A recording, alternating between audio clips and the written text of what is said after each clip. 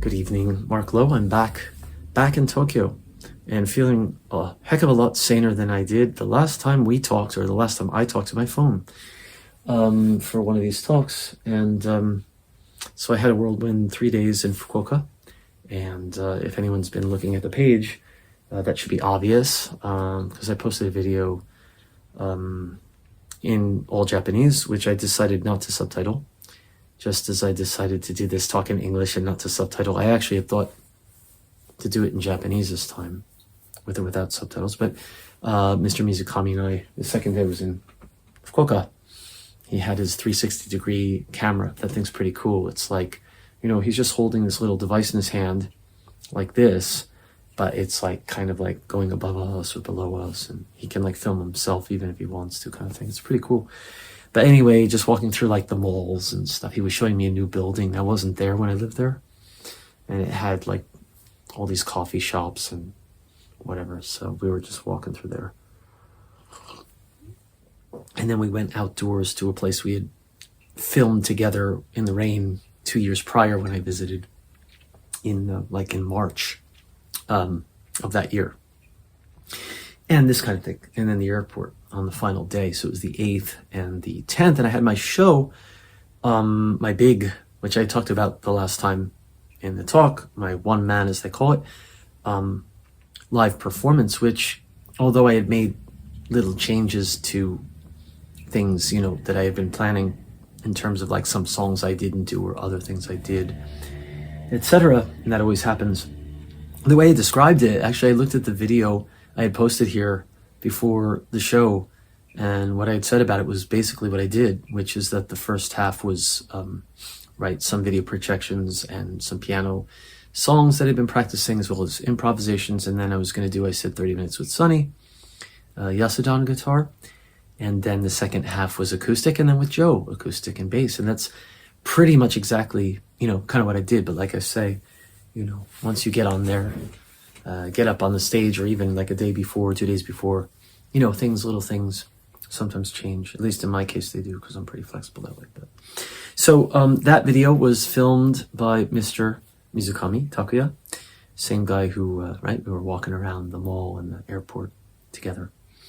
And I finished editing it 2 days ago, basically, more or less, and doing the subtitles. I had to teach actually Thursday, Friday, but I have more time now than during the regular semester. So I just worked on it a lot, even from out, instead of like staying at home all, the time. I went out to coffee shops and stuff, and I was editing it, and then I'd move to some other place at night. I might have a beer or something, and then just keep working on it, kind of thing. And I just worked on it, and all day, almost, after my classes on Friday. And then yesterday, Saturday, I uploaded and I checked it, and I decided to just kind of, almost on the cusp of today, 12 a.m., I uploaded it. And I also, I just, I finished all my grading before. So it was good timing. So anyway, that performance, I edited that together from Mr. Mizukami's footage, and I did the sound, and I talk about it. If you go to the video and you look at my write-up, I talk about all that technical stuff. I want to talk tonight. I'm not feeling. How can I say? I was sort of on the cusp of, on the verge of like cracking kind of feeling. 気づいたことあり。東京ってさ、みんな狂っとうやん。They say in Japanese, hakidasu. It's like I had to get all of it out because I was just so like holding it all inside kind of feeling for so long. I mean, not holding it inside because I can't express myself, which, I'm doing on these talks, and I can certainly do with people, but because I had no one to tell it to and just no one to talk to, which I still kind of don't. In Fukuoka, I just have I have a community there that knows me, I know them. There's a history, and there's a community, and there's collaborators such as Sunny, Yasuda, and Joe, and I did a talk on that 2 talks before, right? I talked about collaborations and friendships and stuff. I talked about all this. But when I saw them, like, actually, and other people, it was just like, I got hugs, and I got, even a bit of tears, kind of thing, just because it's been a long time. And are you doing all right? Like, I see what you write on your SNS, and, are you feeling okay? Is it cool? And, and I'm like, yeah, I'm okay, but, this is how it is. And then, talk to other people and hear about their issues, because of course everyone has issues. It's never just one way. And that's what friendship is, right? And so I just felt that really deep sense of connection there that I don't generally have here with many people. So, and I talked about this before, because everything's spread out and, it's just different. But I'm not saying good or bad. I'm not judging Tokyo. I get comments sometimes from people in Tokyo who are like, but. And I'm like, well, look, it's just my perspective. It's the way that my life is here. I'm not saying it to be antagonistic or to start a debate or an argument or to say, that this is how it is, and because I think so, that's how it is for everybody. It's not, and it's never that.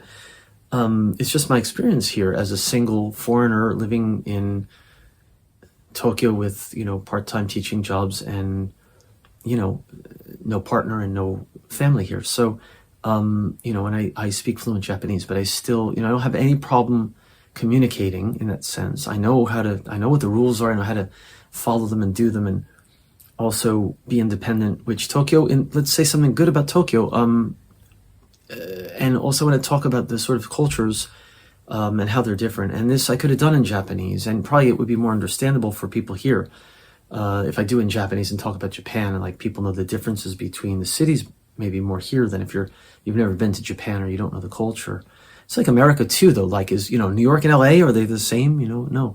So you go to different cities, they have their own culture and even language differences, like dialectical things, and that's certainly true in Japan.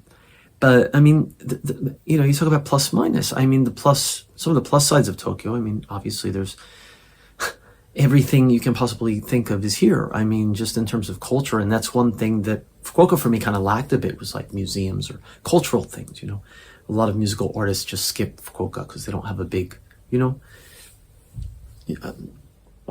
I was more into sort of going to major artist concerts and stuff, I couldn't see, I'd have to go to, Osaka or where. I mean, I went to Osaka once for a festival one summer. This years and years ago. I was in Fukuoka actually at the time, and because the artists weren't coming. I saw Radiohead at a festival. I had to go to Osaka for that. So that kind of thing. They never come to Fukuoka, right? Tokyo, obviously, right? You get all the major artists. It's expensive, but so culture here, right? There's every imaginable thing. I got to see a Sakamoto. I'm a fan of Ryuichi Sakamoto, the pianist, and he was also experimental artist, and he's probably best known for YMO, which is more pop stuff, but I actually like his mid to later period stuff, and soundtracks he's known for, which is also his soundtrack music is beautiful. It's great. A lot of it is. But anyway, I got to see, kind of like an art installation after he passed on, right? He passed away 2 years ago.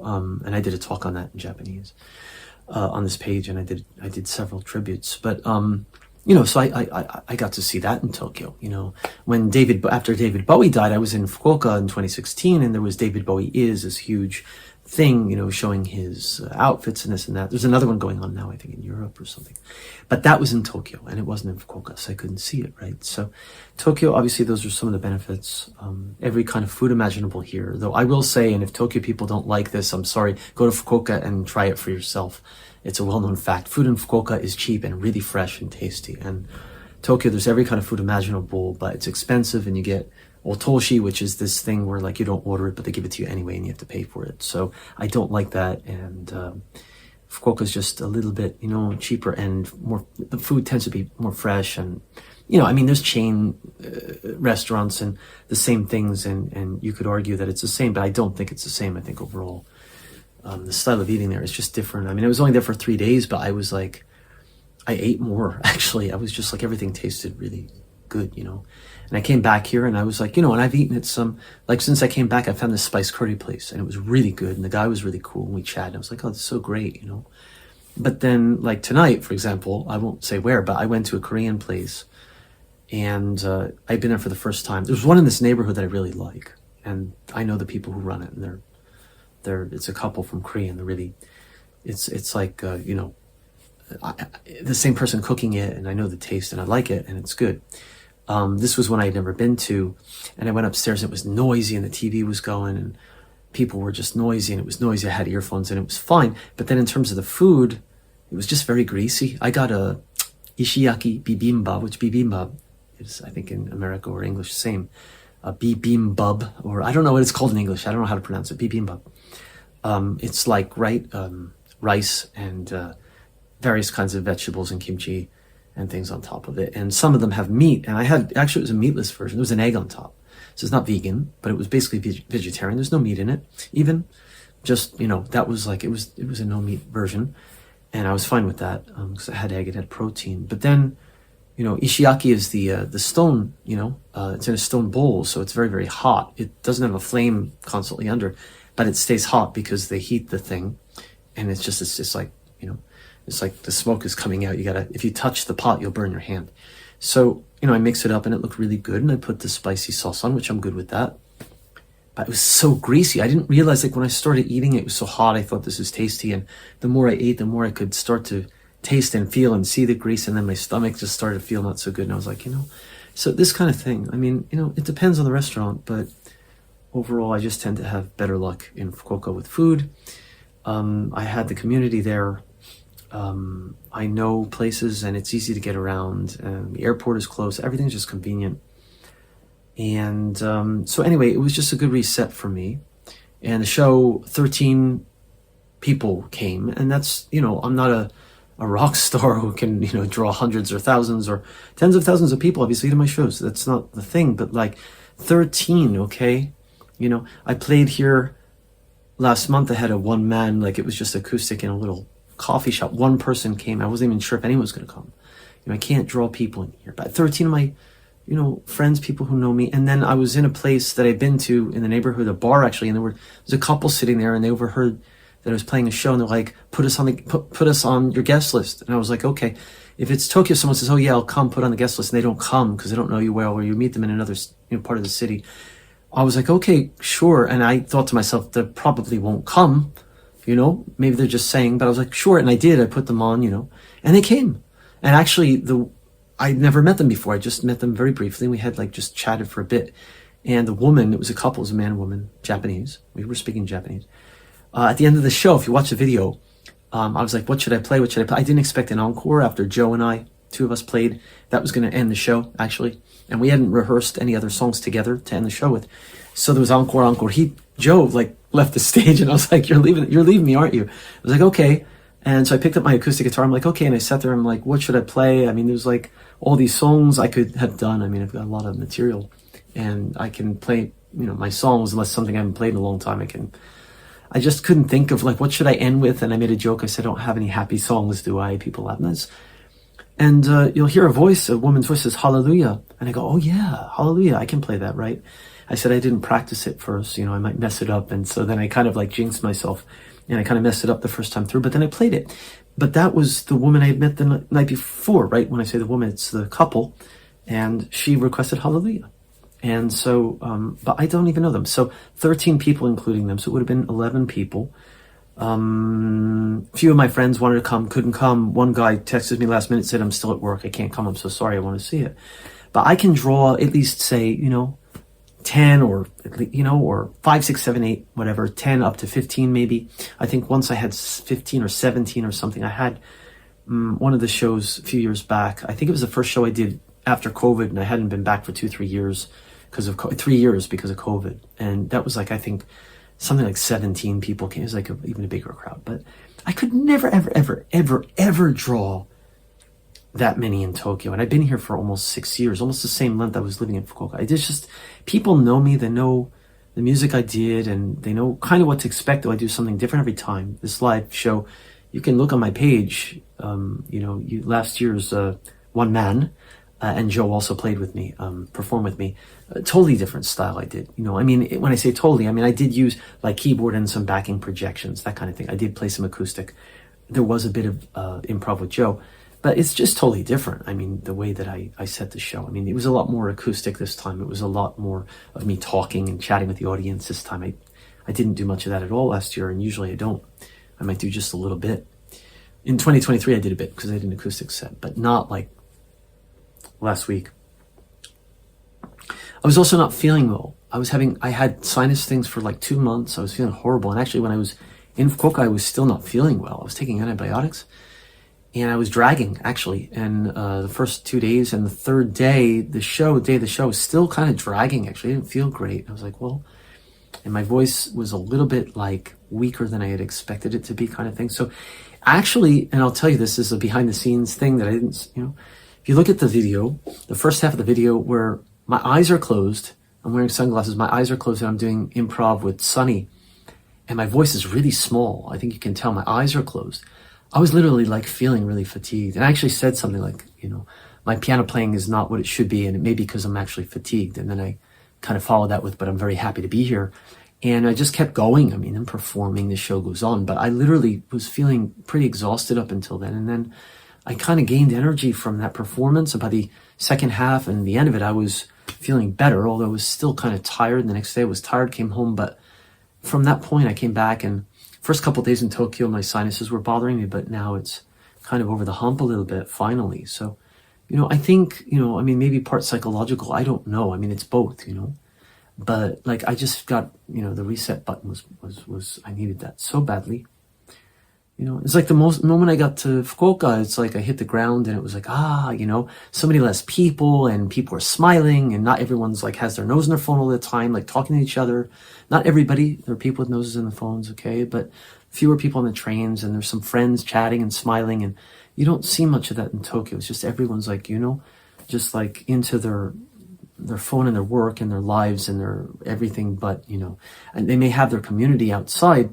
And that's the thing that I keep saying that's hard in Tokyo for me, is that it's like, unless you're part of that like circle, you're kind of like the inside outside thing. It's just a lot stronger here. And I'm not really crazy about that. So that's not to say you can't make friends. And I went to this spice curry place, chatted with a guy, and he's like, music people come here, you should come. I was like, cool. And we were talking about Ikigai, which is another thing I want to talk about.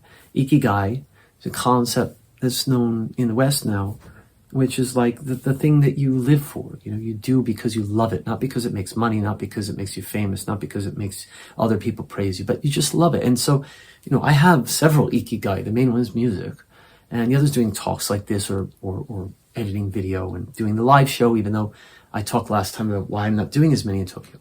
It's just, they're tiring. In 25 minutes, where I have to travel for an hour to get there with all my equipment, and I set up and I do all this stuff, and I play for 25 minutes and I get a few hand claps, which again, not the point, but like, okay, so what I mean is that maybe people appreciate and they'll give me some hand claps, that's cool. But then, it's not like I'm making these connections that will last, or anything. I have to pack up and I have to come back home. And, I've spent the money and I'm tired and I have to work, usually teach the next day, or maybe have something else. So I do less and less here, but I actually really, really enjoy, performing. I mean, a 2-hour performance.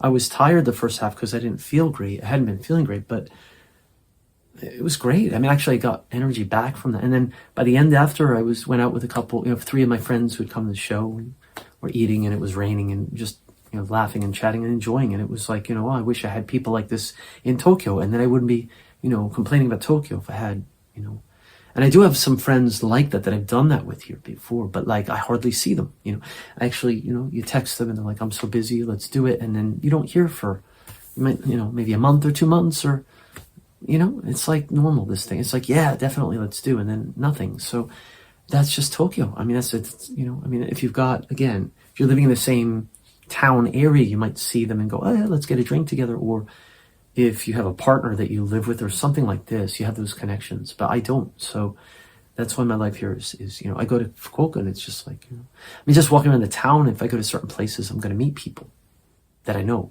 anyway. So, and if I don't know them, people are just open to talking and chatting, and it's just different.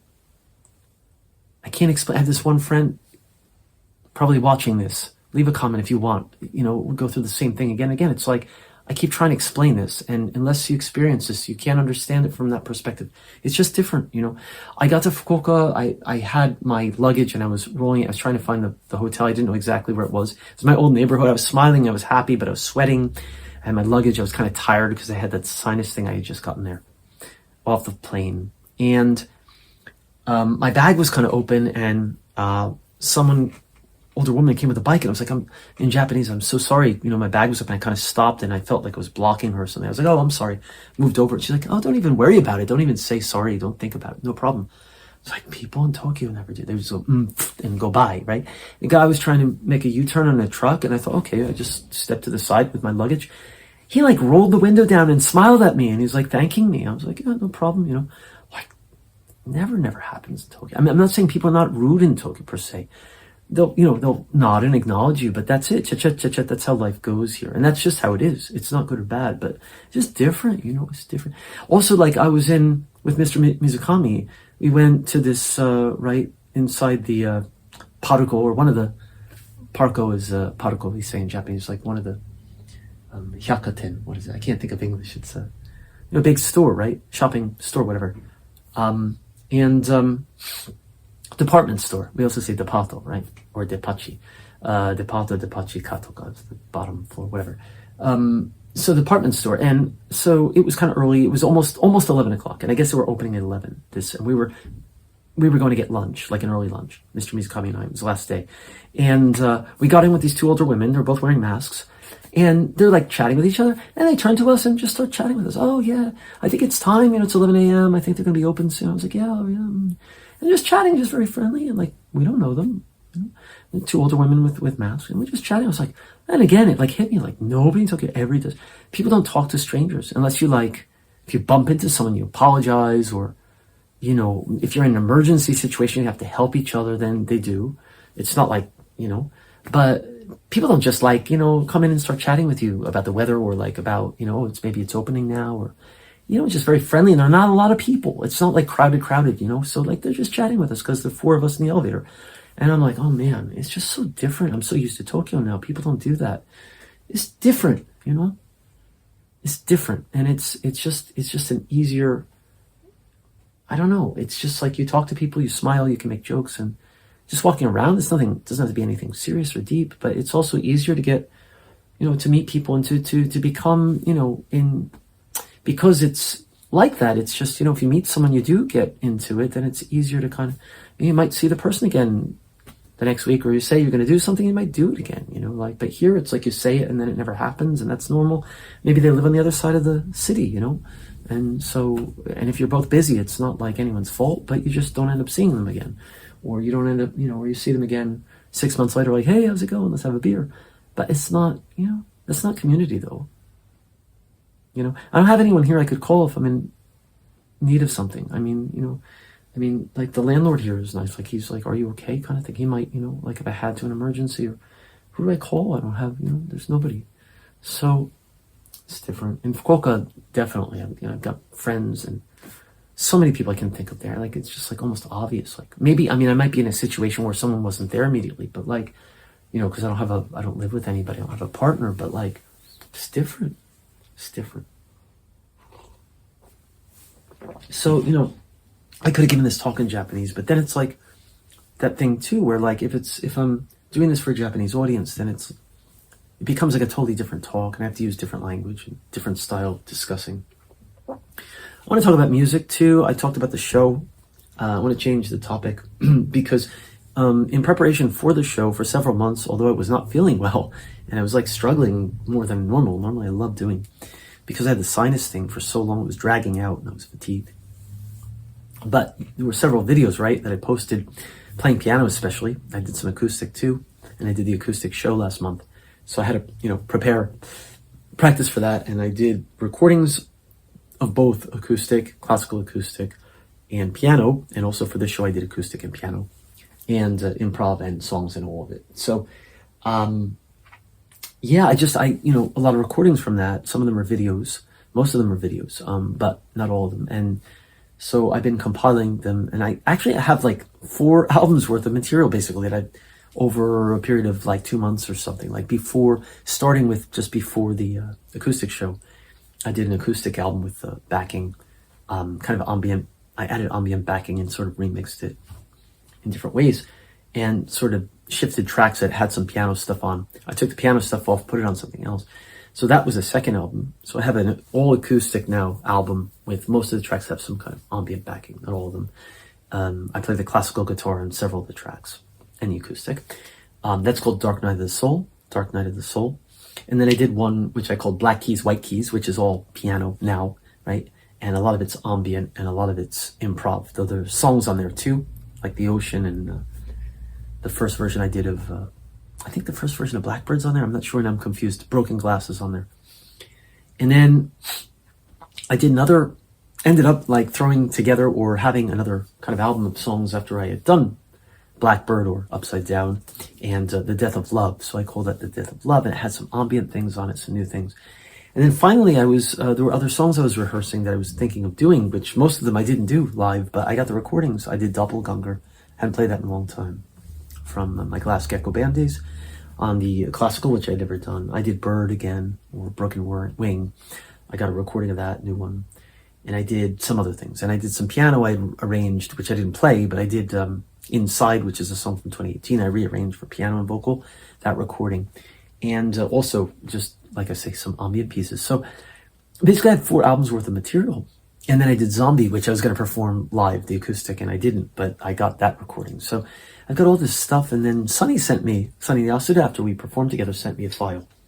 And I rearranged what he sent me and made a kind of noisy and interesting, sort of almost instrumental track with spoken word and some other samples from things I sampled. There was a Matsuri, there was a festival the other day, and I sampled, and I used some of those samples and effectorized, and it's a pretty cool track. It's kind of experimental track, and so I've got that too.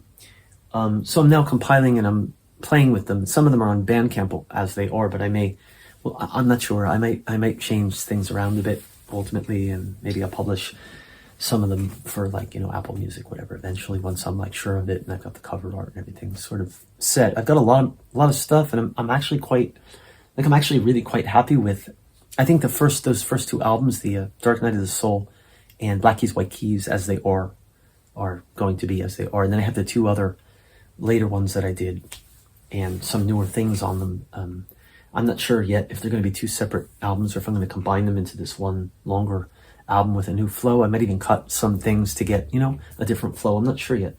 I'm going to do something with that before they're finalized. I put stuff on Bandcamp if people are interested, and why not? I mean, you can have several versions. Brian Eno does this, right? It's like there's not only one version of something. You can have something, or you can have a piece of art that's interactive, right? Or especially with technology, and especially because people don't listen to albums as albums anymore. Most people, it's just like they stream a track, they have a playlist, and they mix it up. So cool, audience interaction, and then there's AI and all that, which I don't.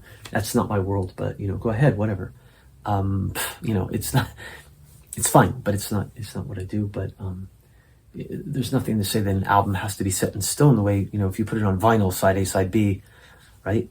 Before you press it, you better be sure that that's what you want and how you want, and the cover art and everything.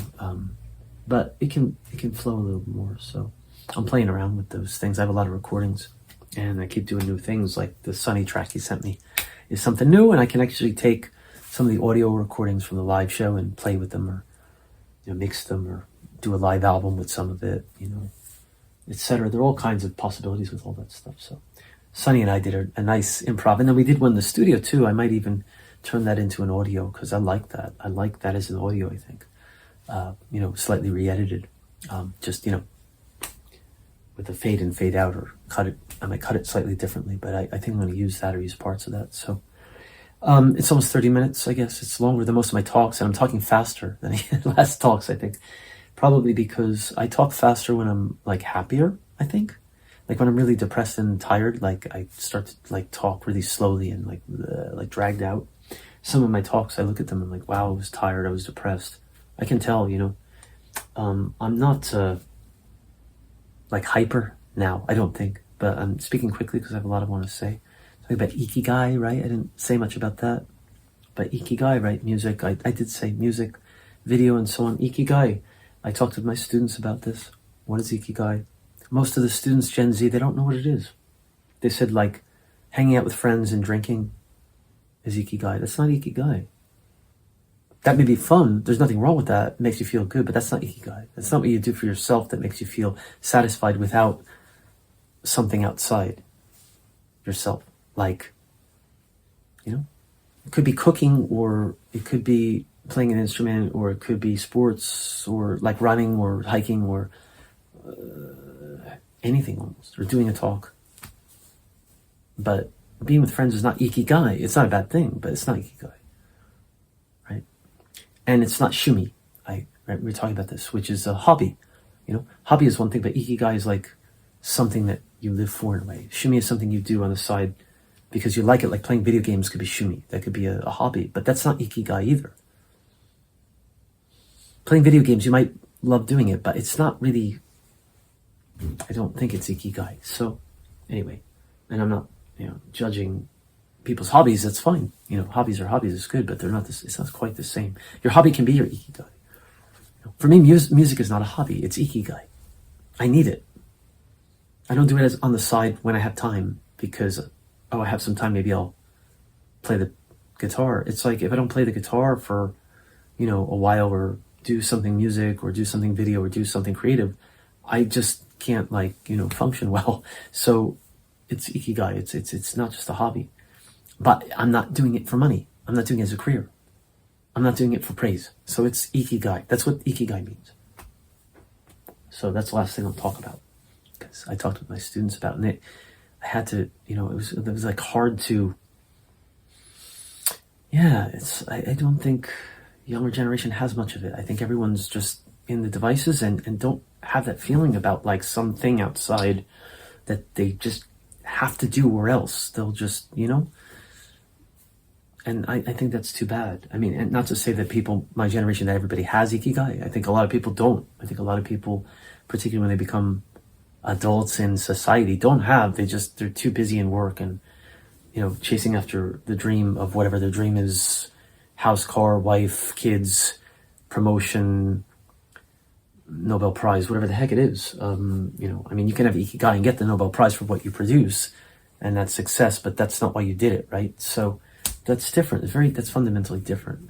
There's nothing to say there's wrong with having that, but what is ikigai? Ikigai is the thing itself. And I was talking to someone the other day, said it's the thing that when you're just so concentrated on that thing that it's like everything around you just like doesn't matter. It just disappears. I said, that's a really good definition. It's like it sucks you into that world. So when I'm doing music, it's like that. When I'm composing, when I'm performing, when I'm just in that world, I'm not thinking about, tomorrow what am I going to eat for breakfast, or, like when I'm doing it, like, are people going to like this music, or, I don't think about that. It's ikigai. I think that's a really good definition too. And it can be anything, but I think music is something for people who, can't live without making music. That's, it's a common one, but, it could be, I think the arts could be common ikigai. But again, it could be cooking, it could be swimming or hiking, or I don't know, anything like this that just makes you feel alive, and that you're so concentrated on it, and you need your fix, but it's not like addiction, like a drug where, dopamine hit. The more you have, the more you need. It's not the more you have, the more you need. It's just, you need to just do it to feel alive. Iki is ikiru. The verb ikiru means to be alive, right? And gai, it's like this. It has the benefit, or the thing that makes you. It has that power of life to give you life energy. That's ikigai, and it's different than yarigai, which is doing, right? Energy. It's if you don't have life, you can't have yarigai. You can't do something if you're dead. You need ikigai first, and then you can do yarigai, and then you can make stuff and do stuff. But if you're yarigai only and you don't have ikigai, then you're just doing it for what purpose, right? For a goal. But then once you get the goal, then the next one, and the next one, the next one, that's fine. But that's not ikigai either. It's not something that makes you feel satisfied for its own sake, without any reward, without any benefit or reward, or just you do it. And those rewards or those benefits come as a side effect or a product of that doing. That's why I said you could get the Nobel Prize for something you've done, which is your ikigai, but it's not like that's why you did it. But if that comes as a result, you go, oh, that's cool, wow, great, I got the Nobel Prize. But then if you hadn't gotten the Nobel Prize, you would still do it because it's not the point, or you didn't get the Grammy for your album, but you'd still do it, And I think with commercial music, that's like a different thing. That's why I've talked about this before. I don't want to do music for money, you have a manager or boss telling you how to do it and how not to do it. That's not ikigai anymore. So then it doesn't have a point for me. So for me, right? So that's a choice. But okay, so yeah, ikigai is where I'm ending this. It's almost 35 minutes now. So this is a longer talk than I've been doing. And okay, so I came back from Fukuoka and I'm re-energized, and Tokyo's still Tokyo, and it's okay. I'm still same lifestyle, you know. I went out the other night thinking, well, I'm just going to chat with people, and I did a bit, and I was like, okay, that was kind of, you know, what it was, and it's Tokyo, and I'm me. So hey, cool. I have Ikigai. You need it. I need it. So thanks very much. And yeah, I have other things I could talk about. I think I'll stop.